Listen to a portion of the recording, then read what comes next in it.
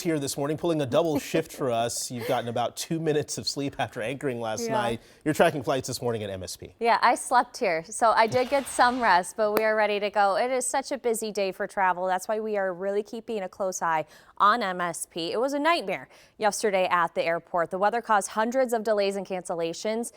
I'm so sorry to say this, but it really is not off to a good start today either. I just checked MSP's website, and the cancellations in and out of the airport, it has gone up now to 57. Delays did increase to 11.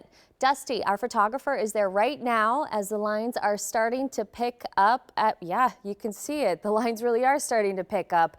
The plus side to this, though it might be busy, the wait times through security, they are less than 15 minutes right now. I just checked that as well on MSP's website. So, Jason, we're going to keep a close eye on all of these flight cancellations. I hope it doesn't get any worse, but like I said, it's not really off to a good start. But I do have another positive thing for you. There sometimes are a lot of power outages during our winter storms. We didn't have really any yesterday. So there's some nice positive information for you.